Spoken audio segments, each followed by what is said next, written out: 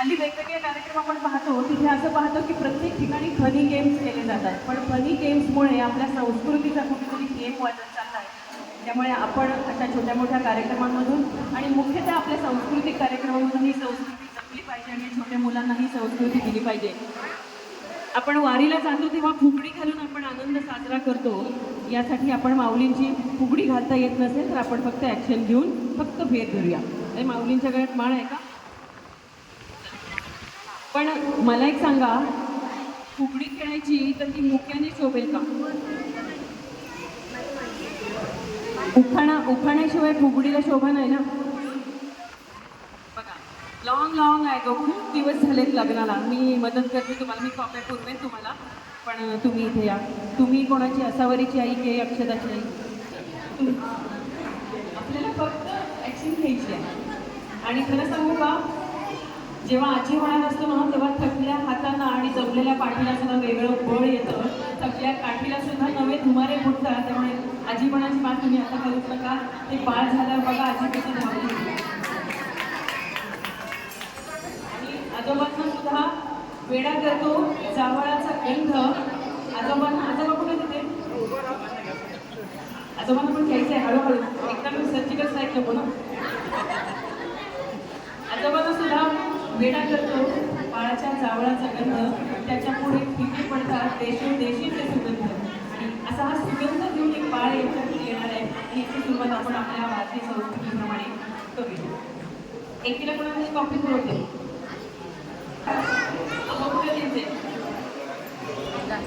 लक्ष देऊन ऐका बरं का, कान तृप्त होतात ना.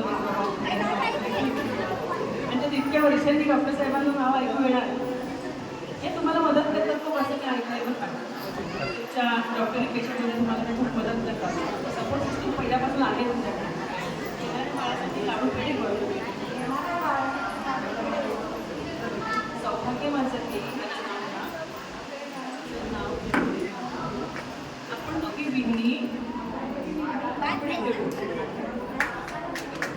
आता तुम्ही म्हणायचं माझी दुधापेक्षा प्रिय असते दुधावरची साय असते ना. दुधावरची साय जास्त प्रिय असते ना. पडलं पाय मोडला तर चालेल, पण ते गॅस बंद करायला पहिल्या धावतात. तेव्हा देताना साय जाऊ द्या, फक्त ही साय जपायचं काम आपण करायचे. संस्कारातली जपायची. दुधापेक्षा प्रिय असते दुधावरची साय.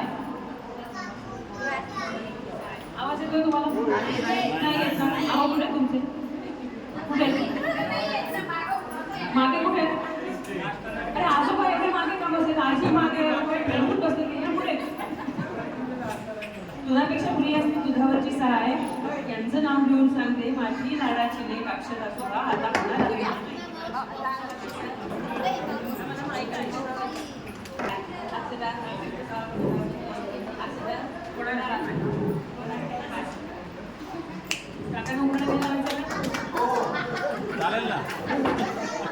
चालेल म्हणून माझं काही नाही, मी फक्त लावून द्यायचं काम केलेलं आहे.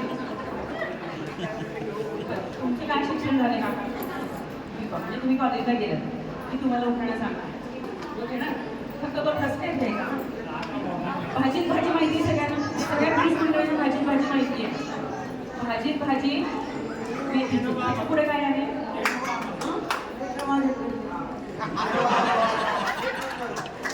आता डॉक्टर साहेब तर काही कॉलेजला गेले ते विचारायची गरज नाही. त्यांच्यासाठी स्पेशल नाही स्पेशल सगळे ते मजा नाही. स्पेशल ट्रीटमेंट पाहिजे ना.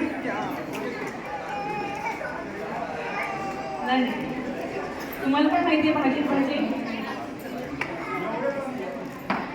आपल्याला कॉफी नाही करायचं, त्यांचं कॉफी नाही करायचं. आपण आपला वेगळा आपल्याला तुम्ही म्हणायचं आहे भाजीत भाजी मेथीची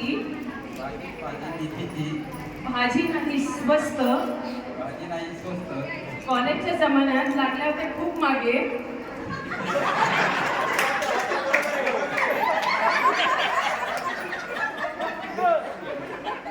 म्हणत नाही येते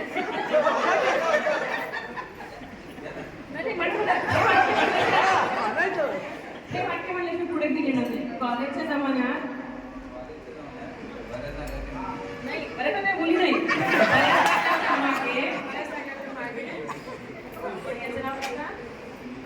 पण सुनीता आहे मस्त.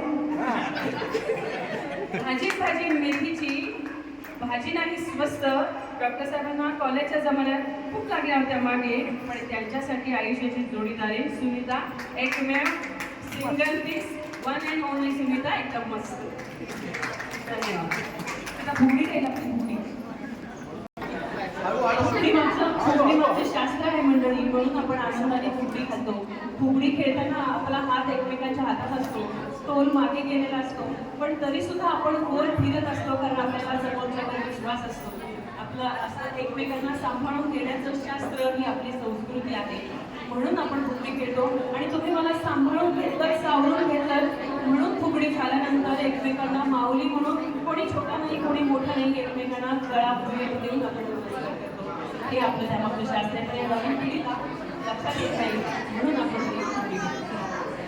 आता आजोबांची भूमी मात्र जोड. गोविंद राधे गोविंद गोविंद शाळेवर गोविंद राधे गोविंद गोविंद राधे गोविंद गोविंद राधे गोविंद गोविंद राधे गोविंद. उडी फुगडी म्हणूया की ह्याला, उडी फुगडी म्हणूया का आपण ह्याला. पण छान वाटलं, आजोबा आठवणाला खूप छान पद्धतीने खेळावं लागलं. चला आता यानंतर